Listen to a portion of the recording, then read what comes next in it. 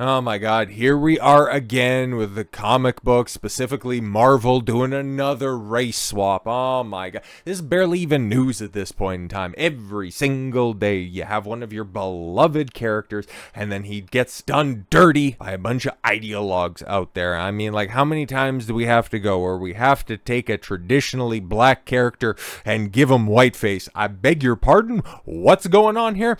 Marvel Comics introduces T'Challa's white son, Ketema, as future Black Panther and King of Wakanda. I mean,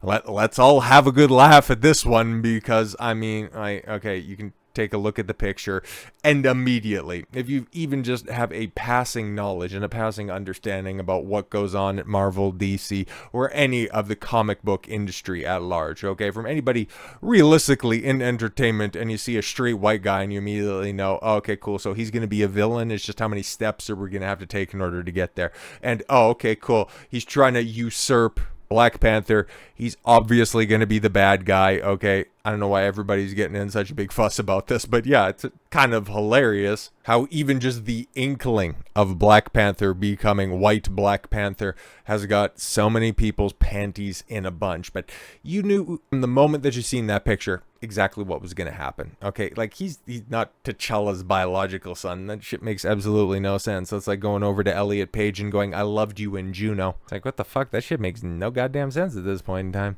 So no, he'll probably also be revealed as being a fraud. And all of this is just, hey man, it's another version of, hey, we took a classic character because DC's practically done it with everybody. Hey, we made this character gay, but because there's absolutely no traction in that one, hey, we took a black character and we made him white, so that they can also trot out this example in the future, even though we know exactly what's going on. But they can say, oh, see, they've reverse race swapped. It's kind of like how freaks and idiots constantly justify, white racism by saying, oh no, my ancestors were slaves and bad things theoretically happened to my descendants where they had to sit at the back of the bus, or they might have got called names. It's like, okay, cool, as somebody who has a considerable amount of Irish, Scottish, Ukrainian heritage, I guess I could pull that card, but oh no, you're far more downtrodden, I understand. But no, they just want to use this going forward by saying, see, it's alright when we swap because we've done one before. It's like, oh, okay, cool. But this is a publicity stunt that I think a lot of people are going to forget by the beginning of next week. But in a move that is sure to cause the exact explosion of discourse it was intended to, exactly bounding into comics, you guys got it right there.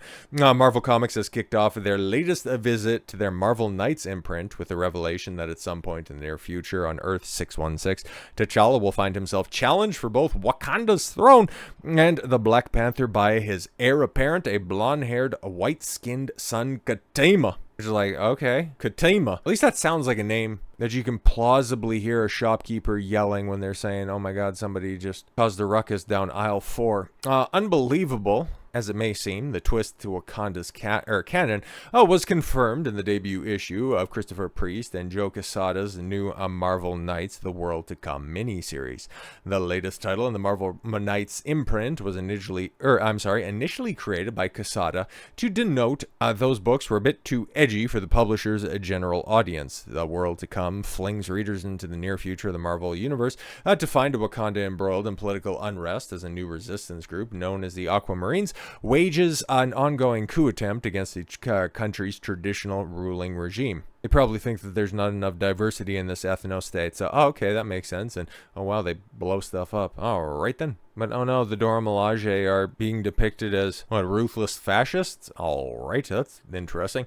As to how the world's most advanced nation found itself in such a state of disarray, it is soon revealed that the heart-shaped dominoes, began to fall when its current king, T'Challa, is met with a formal combat challenge for the throne by his son, Ketema. Oh, okay, that makes sense. A formidable masked warrior who has found himself fed up with his father's indifference towards his people's autonomy. All right, through his easily proven claim... though he is easily proves himself the more competent warrior, T'Challa finds himself unable to bring a challenge to an end, and thanks to his son's adamant refusal to voluntarily surrender, the only way to do so would require him to outright kill Ketema. Mistaking his father's mercy as patronizing, Ketema ultimately brings things to a close after he flies into a rage and does so taking his father by surprise and dropping him with a brutal 3-hit combo. Oh yeah, and I also thought the only way that he'd be able to defeat T'Challa would be with underhanded tactics, and of course, here we are. So he's not better than T'Challa. He cheats his way into a victory over his old man. It's like, okay, cool. So he's just, what, going to be in charge for like 10 seconds?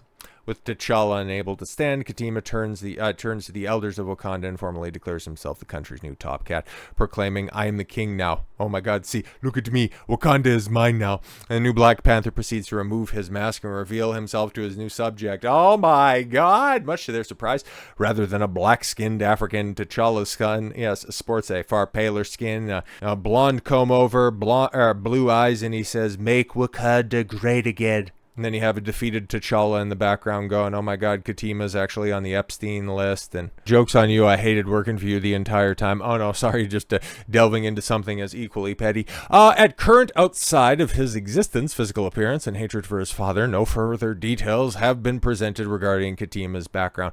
Like I said, man, he's going to be revealed to be a fraud. We already know that he's, a shittier fighter than the old man T'Challa, and yeah.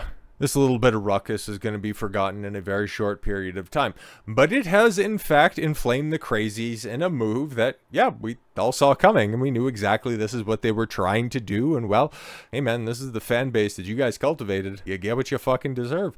Marvel fans, are they really Marvel? Were they out there? Okay, show me the long boxes, okay? Or are these the people that unironically think that white people built Chicago and it's in disarray? Meanwhile, black people built Wakanda and it's perfect. Yeah, okay. But all right, let's take a look. After driving past these fucking slop movies, they looked at this and thought it was a good idea. One user fumed, another quipped, "Life is a horror movie in 2025. The character of T'Challa was famously portrayed by late Chadwick Boseman, even though, he's been around since the 60s. A black character created by a white guy, but don't worry about that.